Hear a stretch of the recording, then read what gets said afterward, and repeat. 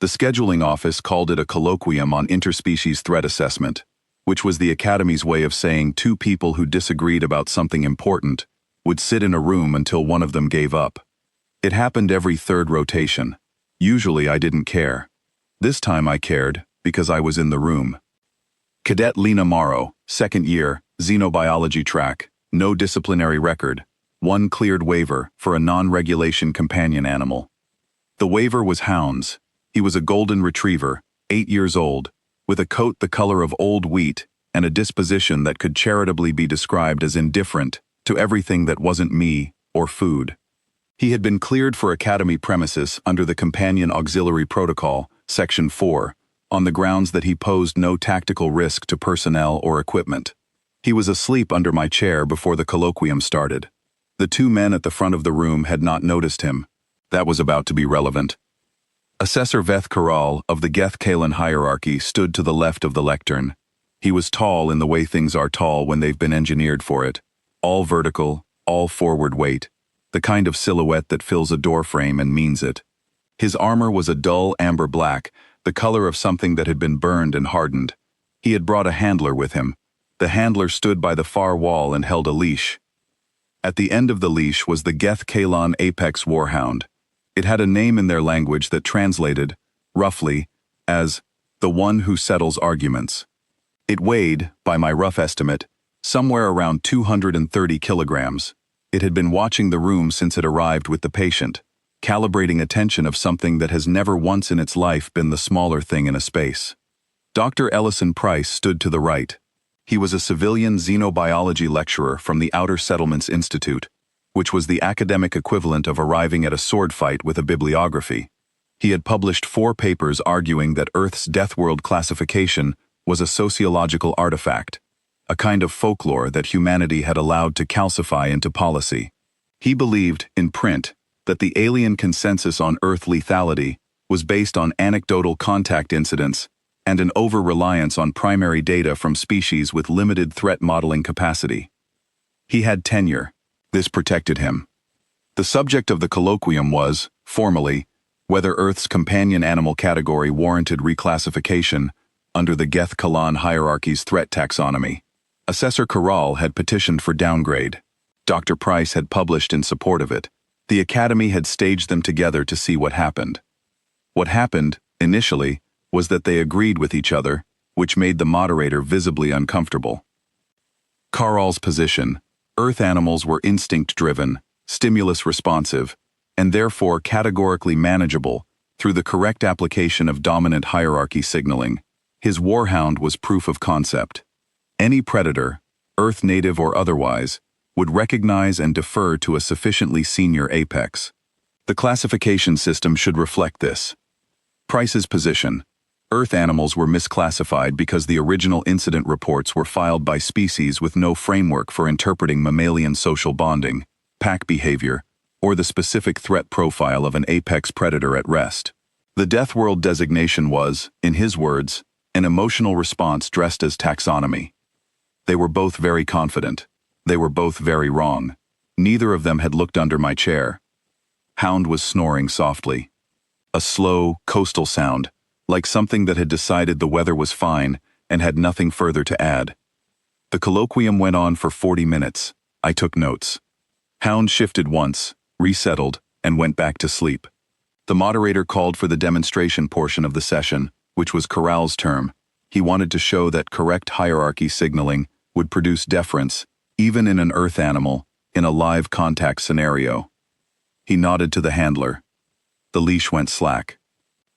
The geth-kalan warhound crossed the floor in the way large things move when they aren't hiding what they are. Not fast, not slow, just purposeful.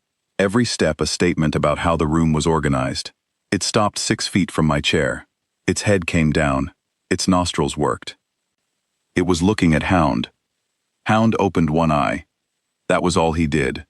One eye, half-lidded, regarding the warhound with the specific, amiable blankness of a creature that has assessed something and found it insufficient grounds for alarm. The eye did not widen. The ear did not lift. The slow sound of his breathing didn't change. The warhound's head tilted. I have watched enough animals interact to understand what I was seeing. There is a register that apex predators use with each other, not aggression, not submission, something older than both of those, something that operates below behavior in the part of the nervous system that doesn't have opinions, only information. It is not a sound. It is not a posture. It is the specific quality of attention that a thing projects when it has been doing what it does for longer than anyone in the room can measure, and it has never once had a reason to hurry. The warhound was receiving that information. It was receiving it from an 8-year-old golden retriever who had not fully woken up. The warhound sat down, not retreating, not performing. It simply organized itself into a sitting position and remained there, very still, with the expression of something that has understood something and is waiting to understand more. Assessor Corral said nothing for 4 seconds. I counted. Dr. Price said nothing for 7. His pen had stopped moving. The moderator looked at her tablet, looked at the warhound, looked at Hound, and wrote something down that I would have given a great deal to read. Hound closed his eye. The breathing resumed its previous rhythm. He had, as far as I could tell, already forgotten the warhound was there. The warhound had not forgotten about Hound. It would not, I suspected, forget about Hound for some time. Assessor Corral retrieved his warhound from the demonstration area without comment. The handler clipped the leash back on. The warhound went, but it went slowly, and it looked back twice, which was the first time I had seen it look at anything that was already behind it. The colloquium did not formally conclude. The moderator closed the session log and thanked everyone for their participation and said that the findings would be compiled and forwarded to the relevant committees. This was Academy language for, we saw what happened, and we are going to think about it for a while, before we say anything official. Corral filed his report from the corridor outside the room. I know this because I walked past him on my way out. He was standing with his back to the wall, tablet in hand, speaking quietly into his recorder. He was using the formal register his language reserves for communications of genuine consequence. I don't speak geth-kalan at any useful level, but I know what serious sounds like in most of the languages I've encountered, and that was serious. Dr. Price sent a correction notice to his 4th paper 3 days later. He did not explain the correction in detail. He cited, in the abstract, new observational data from a live contact scenario and indicated that his previous conclusions regarding mammalian threat modeling had been based on an incomplete contact sample. The journal accepted the correction without requesting elaboration. His 5th paper, I later heard, had been quietly put on hold. I heard, secondhand, from the moderator's assistant, that the committee reviewing the reclassification petition had tabled it indefinitely and referred the matter to a working group that would not meet until the following fiscal year. This was also Academy language, but for something slightly different. For we do not have a category for what we observed, and we are not ready to invent one. I thought that was probably the right call. Hound slept through the debrief. He slept through the walk back to the barracks. He slept through dinner, which was unusual, and woke briefly when I put his bowl down, ate without ceremony, and went back to sleep. He had not, at any point in the afternoon, considered the warhound a problem worth waking up for. I think about that sometimes. Not about what it means in terms of taxonomy or doctrine, or the question of whether Earth animals warrant reclassification under the geth-kalan threat framework. Those were Corral's questions, and Price's questions, and the committee's questions. My question is simpler. Hound has been alive for 8 years.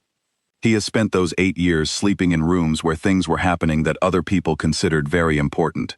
He has been present at 4 diplomatic receptions, 2 contested corridor hearings, 1 full commission review, and 1 colloquium on interspecies threat assessment that will apparently require a working group to process.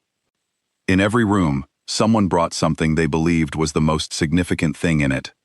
In every room, Hound went to sleep. He has not been wrong yet.